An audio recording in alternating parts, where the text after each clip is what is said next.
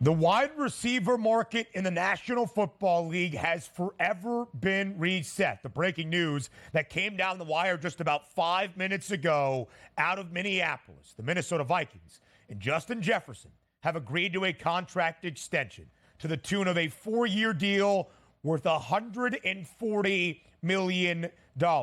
Justin Jefferson becomes the highest paid wide receiver in the history of the National Football League. In fact, Justin Jefferson becomes the highest paid non-quarterback in the history of the National Football League at an average annual value of $35 million with $110 million guaranteed. Donnie, we discussed this last week about where the wide receiver market was trending in the National Football League. And you and I said something very similar. When you look at Justin Jefferson, MarrChase, maybe even CeeDee Lamb, at a certain point this offseason in these summer months, we expected a wideout to make nearly $35 million per year. And that's what Justin Jefferson and the Minnesota Vikings have done.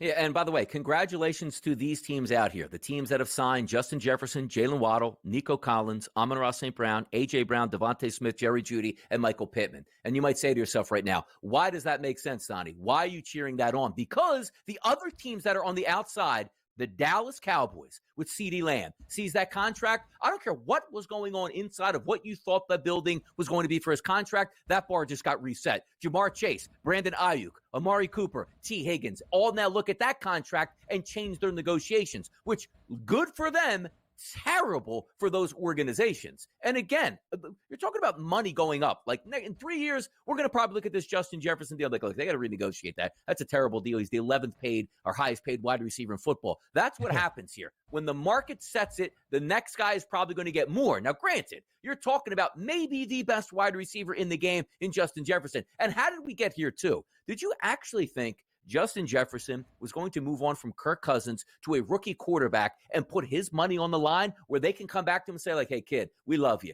but you only had 68 catches last year for 1,200 yards and 6 touchdowns. He goes, I had a rookie quarterback. You're lucky I actually did that. So you know how you treat your superstar players? Kid, we love you. We think you're the best player in football. Their general manager in the offseason said, we understand he's going to be the highest paid player at his position in the history of the sport. We're going to take care of him. Yep. Drafting a rookie quarterback, then taking care of your superstar player. This is how winning organizations handle their business. If your player is good, treat him with respect and pay him as what he's worth. Way to go, Minnesota. That contract in a couple years, probably going to be a bargain. He's going to be happy. You're going to get good football now.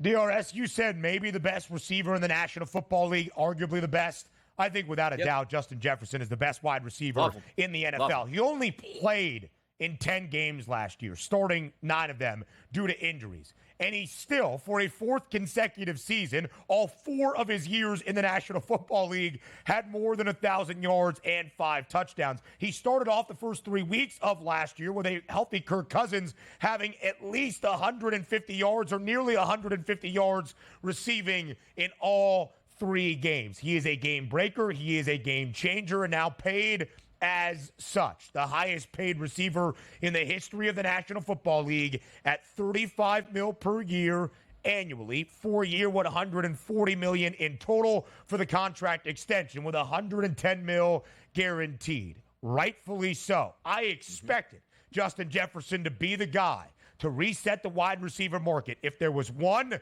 I thought it was either Jefferson or MarrChase that would receive $35 million annually, and Justin Jefferson is that guy. Good on Kwesi Adofo-Mensah, the general manager in the Twin Cities, who further reporting from ESPN's Adam Schefter, multiple teams inquired around the NFL about Justin Jefferson. Could they make a deal for him at a point this offseason? And as soon as they called, Minnesota said nope and hung up. They were dead set on paying Justin Jefferson, even with a rookie quarterback. And so further people celebrating, not just J-Jet and his agents, but J.J. McCarthy, the 10th overall pick, of course, by the Minnesota Vikings, because he has a number 1 wide receiver to start the National Football League with.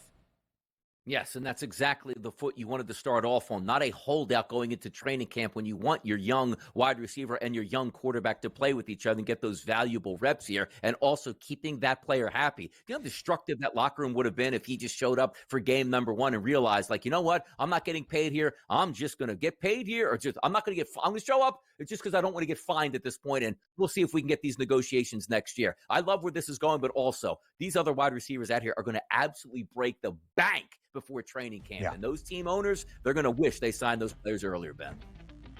Big money coming to the wide receivers in the National Football League. More on the Overline next.